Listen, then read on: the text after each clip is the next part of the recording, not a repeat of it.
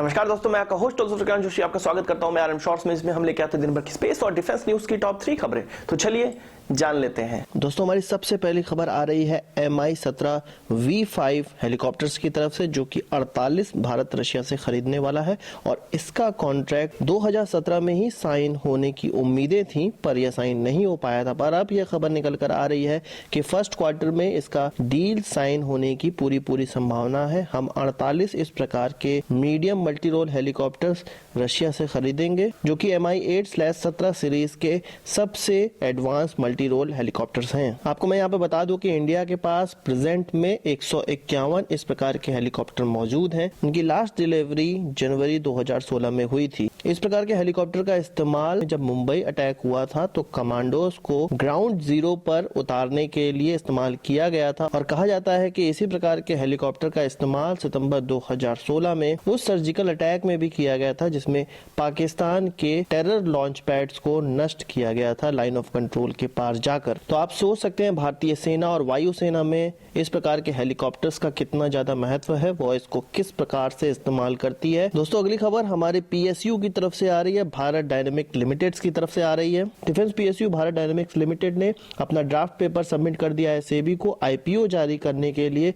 आपको यह पता होगा कि भारत सरकार ने अप्रैल 2017 में कुछ 4 पीएसयूज को आइडेंटिफाई किया था डिस इन्वेस्टमेंट के लिए, और उसमें से है Mishra Dhatu Nigam limited, RITES limited, Indian renewable energy development agency और भारत डायनेमिक्स लिमिटेड। तो इस महीने पहले से ही 3 पीएसयूज ने अपना आईपीओ जारी करने के लिए पेपर फाइल कर दिया है और अब भारत डायनेमिक्स ने भी इस पे अपना पेपर साइन कर दिया है। 1970 में भारत डायनेमिक्स लिमिटेड का गठन हुआ था और यह गाइडेड मिसाइल और उससे एलाइड डिफेंस इक्विपमेंट बनाती है और इस कंपनी की नेटवर्थ की बात की जाए तो वह है 2200 करोड़ रुपए।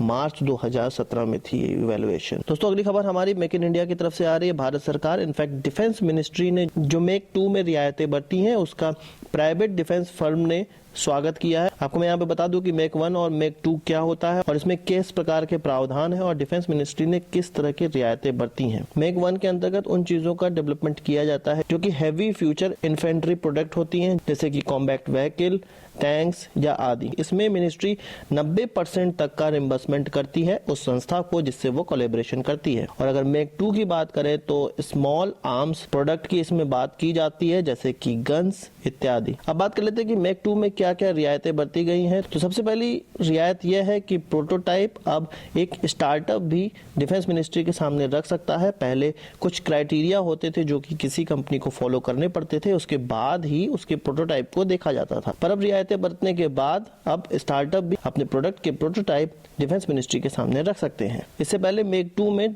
2 कंपनियों को केवल सेलेक्ट किया जाता था, शॉर्टलिस्ट किया जाता था और उनसे कहा जाता था प्रोटोटाइप डेवलप करने के लिए। पर अब इस प्रकार की कोई चीज नहीं है। अब मल्टीपल वेंडर्स हो सकते हैं इस प्रोटोटाइप को डेवलप करने में, जिससे कि ज्यादा से ज्यादा लोगों को एक मौका मिल पाएगा भारत सरकार डिफेंस मिनिस्ट्री के साथ काम करने का, जिससे कि जिनको हम अंडरडॉग समझते हैं वो भी उभर कर सामने आ पाएंगी। आपको मेक 2 या मेक 1 के बारे में इससे अलग कोई जानकारी हो तो उसको भी कमेंट बॉक्स में जरूर बताइएगा, ताकि दूसरे लोग और मुझे भी इसकी ज्यादा जानकारी हो सके। दोस्तों, 3 खबरों के बाद अपनी बोनस खबर की बात कर लेते हैं। रशियन मिलिट्री अब एक फ्लाइंग हॉस्पिटल कमीशन करने जा रही है। इस फ्लाइंग हॉस्पिटल को IL-76 MD ट्रांसपोर्ट एयरक्राफ्ट के द्वारा बनाया गया है।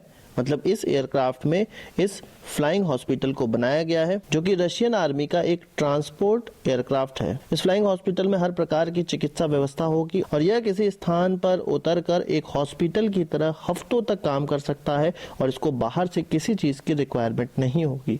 तो इस प्रकार के हॉस्पिटल की बहुत ज्यादा आवश्यकता है भारत को भी। तो आज की इस वीडियो के लिए बस इतना ही। आशा करता हूं आपको वीडियो पसंद आया। अगर आपको एक बड़ा थम्स अप जरूर देंगे। इस वीडियो से संबंधित कोई सवाल सुझाव तो कमेंट बॉक्स में जरूर लाइएगा और यदि आपने हमारा चैनल सब्सक्राइब नहीं किया तो उसे भी कर लीजिए, क्योंकि हम इस प्रकार की वीडियो लाते रहते हैं और आपको इस चैनल पे बहुत ज्यादा डिफेंस और स्पेस ज्ञान मिलने वाला। तो जरूर सब्सक्राइब करिएगा इस चैनल को, नहीं तो हमारी वीडियो आपको नहीं मिल पाएगी। नमस्कार, थैंक यू।